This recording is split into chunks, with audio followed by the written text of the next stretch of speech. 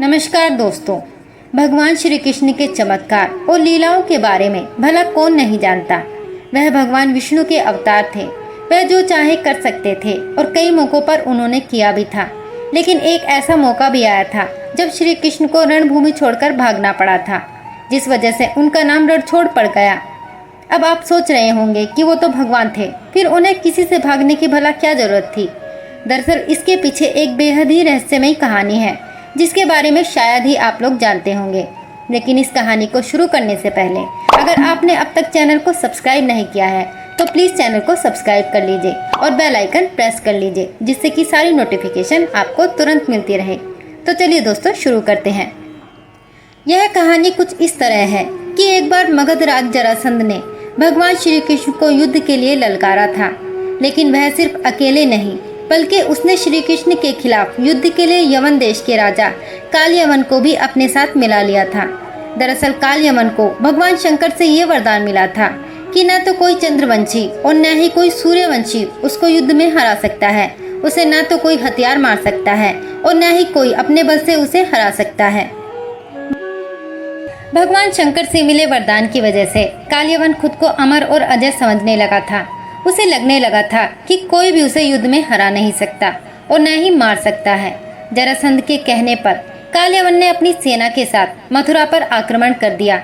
अब चूंकि श्री कृष्ण जानते थे कि कालयवन को वो अपने बल से नहीं मार सकते और न ही उनका सुदर्शन चक्र उसका कुछ बिगाड़ सकता है, इसलिए वो रणभूमि छोड़कर भाग गए और एक अंधेरी गुफा में पहुंच गए।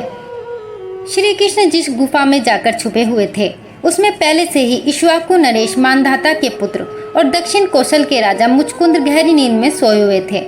दरअसल उन्होंने असुरों से युद्ध कर देवताओं को जीत दिलाई थी। लगातार कई दिनों तक युद्ध करने की वजह से वह थक गए थे, इसलिए भगवान इंद्र ने उनसे सोने का आग्रह किया और उन्हें एक वरदान भी दिया था, जिसके मुताबिक जो कोई भी उन्हें नींद से जगाएगा वह जलकर भस्म हो जाएगा। राजा मुचकुंद को मिले वरदान की बात श्री कृष्ण को पता थी, इसलिए वो कालयवन को अपने पीछे पीछे उस गुफा तक ले आए जहां राजा मुचकुंद सोए हुए थे। श्री कृष्ण ने कालयवन को भ्रमित करने के लिए अपना पीताम्बर राजा मुचकुंद के ऊपर डाल दिया। राजा मुचकुंद को देखकर कालयवन को लगा कि वह श्री कृष्ण ही हैं और उससे डरकर अंधेरी गुफा में छुपकर सो गए हैं, इसलिए उसने श्री कृष्ण समझकर राजा मुचकुंद को नींद से उठा दिया। अब राजा मुचकुंद जैसे ही नींद से उठे, कालयवन वहीं जलकर भस्म हो गया। असल में यह भगवान श्री कृष्ण की ही लीला थी। उन्होंने महाभारत के युद्ध में गीता में उपदेश देते हुए कहा था कि सृष्टि में जो भी कुछ होता है उन्हीं की इच्छा से होता है, तो जाहिर है कि कालयवन का अंत भी उन्हीं की इच्छा से हुआ था। इसी वजह से भगवान श्री कृष्ण को रणछोड़दास कहा जाता है। तो दोस्तों ये थी आज की वीडियो। अब हम मिलते हैं आपको अगली वीडियो में। तब तक अपना ख्याल रखिए। जय श्री कृष्णा दोस्तों।